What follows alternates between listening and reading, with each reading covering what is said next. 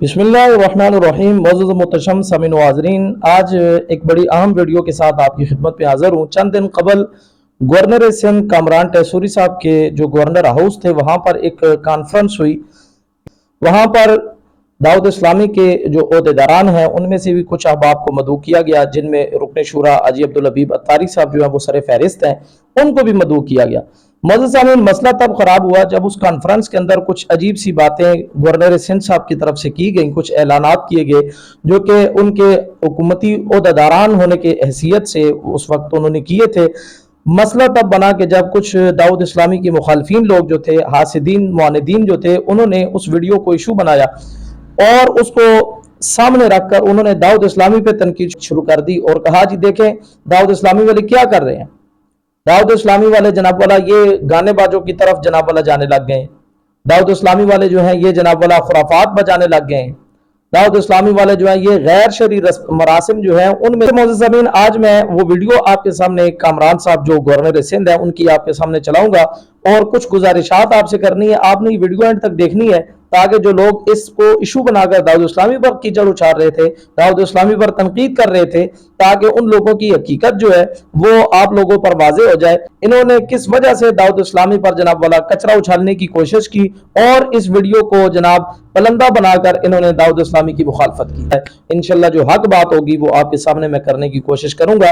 آپ دیانتداری کے ساتھ یہ ویڈیو دیکھیں اور پھر اپنے کامنٹ جو ہیں ان میں اظہار خیال فرمائیں۔ 7 اگست کو دروازے کھلے ہوں گے اور آپ کے لیے یہ governor house MQM Pakistan Rahat Fateh Ali کو گورنر ہاؤس بلا رہی ہے۔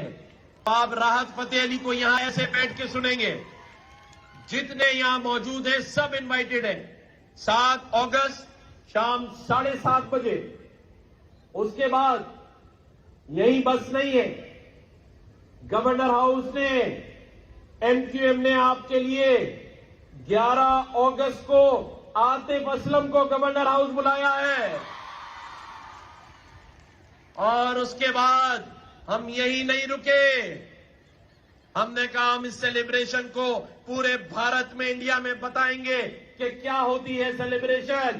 تو 12 اگست کو گورنر ہاؤس میں علی ظفر کو بھی ہم نے بلایا ہے۔ اور حیدرآباد کیوں پیچھے رہے؟ انیس بھائی بھی یہاں کھڑے ہیں، تو انیس بھائی نے کہا حیدرآباد میں کچھ ہونا چاہیے۔ تو 10 اگست کو حیدرآباد میں لطیف آباد میں کون سا ہمارا گراؤنڈ ہے؟ باغ جناح گراؤنڈ میں علی ظفر حیدرآباد میں بھی پرفارم کرے گا انشاءاللہ تعالی۔ ارے بھائی حیدرآباد والوں کے لیے تالیاں تو بجاؤ۔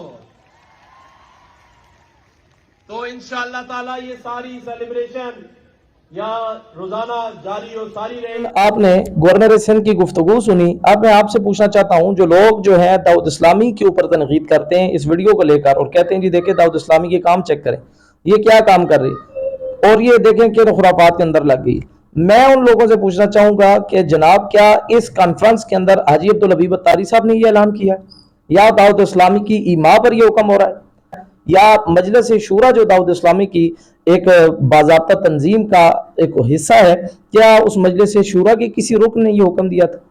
یہ تو ایک حکومتی بندہ ہے، اس کی اپنی کچھ ذمہ داریاں تھی اور کچھ جناب والا اس کے اپنے لوگوں کے ساتھ میل جول تھے اور اس کو ظاہر ہے سیاسی بندہ ہے، اس نے سب کو لے کے چلنا ہوتا ہے۔ میں یہ نہیں کہہ رہا کہ وہ ٹھیک کر رہا ہے، اللہ ان کو بھی ہدایت عطا فرمائے، لیکن اس نے جو کچھ کیا یہ غیر متوقع طور پر کیا۔ حاجی عبدالحبیب اتاری صاحب جو لوگ کہتے ہیں جی وہ وہاں پر موجود تھے، تو ان کو بالکل قطعاً اس چیز کا علم نہیں تھا کہ آج یہاں پر گورنر سندھ جو ہے اس نے ہمیں بھی بلایا تو اور یہاں پر یہ اعلان وہ کرنے لگا ہے۔